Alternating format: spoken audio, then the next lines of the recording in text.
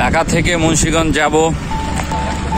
ঢাকা থেকে তেগুরা দিয়া আমরা এখানে মুন্সিগঞ্জ যাব। এখন আমরা আছি মোল্লার হাট।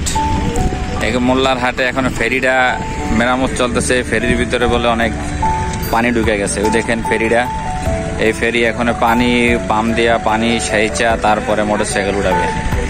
মোটরসাইকেল পারে অনেক ভিড় হয়ে গেছে। দেখেন 20-30টা মোটরসাইকেল জ্যাম লেগে গেছে গা। ফেরিটা হঠাৎ করে পানি ভরে যাওয়াতে পানি সেচার পরে আমরা ওই পারে যাব। ওই পারে বন্ধু আছে, রমজান প্রায় 1.5-2 মাস ধরে দেখতে যাই না। বন্ধু আমার মোটরসাইকেল অ্যাক্সিডেন্ট করছে, এরপরে থেকে বন্ধু আর হাঁটতে পারে না। তো চিন্তা করলাম যে এখন যাইয়া বন্ধুর একটু দেখেছি। মুন্সিগঞ্জ আগের থেকে অনেক উন্নত হয়েছে, এখন হালকা হালকা প্রেশার দিয়ে হাঁটতে পারে। এখন যায় দেখবো যে বন্ধুর কি অবস্থা। কিন্তু বন্ধুর যে যাবো, এই গাং পাড়ি দিব কবে? এই গাং পাড়ি দিতে গেলেই তো সমস্যা হয়ে যায়। ঠিক আছে, আমি একবার ওই পারে গাং পাড়ি দিতে যেয়ে মোটরসাইকেলে পড়ে গেছি।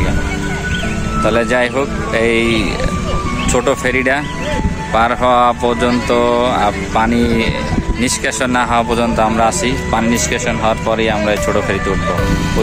ওই পারে পার হব। যাই বন্ধুর একটু দেখেছি মুন্সিগঞ্জ আমরা আসলাম। অবশ্য আমার পিছনে একটা ব্রিজ আছে।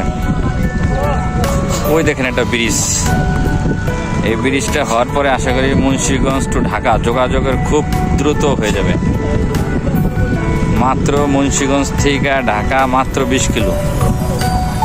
আমরা এখানে আসছি তেগুরা মোল্লার হাট। এখানে ঢাকা বাবুবাজার ব্রিজ থেকে এখানে মনে হয় আপনার 8 কিলো হবে, 8 কিলো এরকম, খুব কাছে ঢাকার থেকে।